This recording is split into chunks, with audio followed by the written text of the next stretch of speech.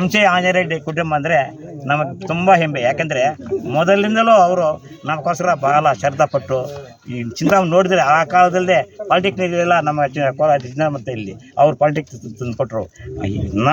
Improvement ಪಾರ್ಕ್ಗಳು ಅದು ಇದು ಬೇಕಾದಷ್ಟು ಮಾಡಿದ್ರು. ಹಾಗೆ ಚೌರಿಟು ಸಹ ಏನೋ ನಮಗೆ ಬೇಕಾದಷ್ಟು ಕೆಲಸಗಳು ಉಪಯೋಗ ಮಾಡಿದ್ರು. ಆದರೆ ಅವರ ಮಗನಾದ ಇವರು ಸುಧಾಕರ್ ರೆಡ್ಡಿ ಅವರು ಕಾರಣದಿಂದ ಕೆಲವು ವರ್ಷಗಳು ಹೆಚ್ಚುದಕ್ಕಾಯಿತು. ನಾವೆಲ್ಲ ಮಲ್ಕೊಂಡು ಬಿಟ್ಟಿದ್ದು, ಏನಪ್ಪ ನಮ್ಮ ತಾಲೂಕು ಆಗೋಯ್ತು, ಏನು ಕೆಲಸ ನಡೀತಾ ಇಲ್ಲ, ಇನ್ನೇನಪ್ಪ ಮಾಡುವುದು ಅಂತ ಯೋಚನೆ ಬಂತು. ಆ ಭಗವಂತನೇ ಇವರನ್ನು ನಮಗೆ ತೋರಿಸಿ ಇಲ್ಲಿಗೆ ಕಳಿಸಿದ್ದಾರೆ.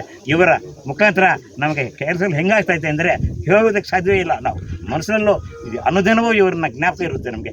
ಏನು ಮಾಡ್ತಾ ಇದ್ದಾರಪ್ಪ, ಎಲ್ಲಿ ರೋಡ್ಗಳು ಇಷ್ಟ ಆಗ್ತಾ ಇದೆ, ಹಾಸ್ಪಿಟಲ್ಗಳು ಇಷ್ಟ ಆಗ್ತಾ ಇದೆ, ಕ್ರೀಡೆಗಳು ಇಷ್ಟ ಆಗಿದೆ, ಪ್ರತಿಯೊಬ್ಬ ಜಾತಿಯವರೆಗೂ ಸೈಟ್ಗಳು ಕೊಟ್ಟಿದ್ದಾರೆ ಏನಾದರೂ ಡೆವಲಪ್ಮೆಂಟ್ ಮಾಡ್ಕೊಳ್ಳೋದಕ್ಕೆ. ಇಷ್ಟೆಲ್ಲ ಮಹನೀಯರು ನಮ್ಮ ಸುಧಾಕರ್ ರೆಡ್ಡಿ ಅವರು. ಇವರನ್ನು ನಾವು ಮರೆತರೆ ನಿಜವಾಗಿ ನಾವು ಬದುಕೋದಕ್ಕೆ ಸಾಧ್ಯ ಆಗೋದಿಲ್ಲ.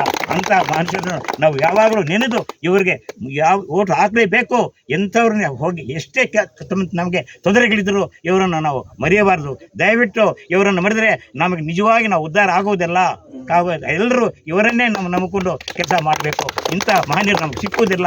ಇವರು ನಮಗೋಸ್ಕರ ದೇವರಾಗಿ ಸೃಷ್ಟಿಯಾಗಿ ಮಾಡಿ ನಮಗೆ ಇಲ್ಲಿ ಕಲಿಸಿದ್ದಾರೆ. ಇಂಥವರನ್ನು ನಾವು ಎಂದೂ ನೋಡುವುದೇ ಇಲ್ಲ. ಇಷ್ಟ ಇಂಥ ಒಳ್ಳೆಯವರು ನಾವು ಸಿಕ್ಕುವುದಿಲ್ಲ.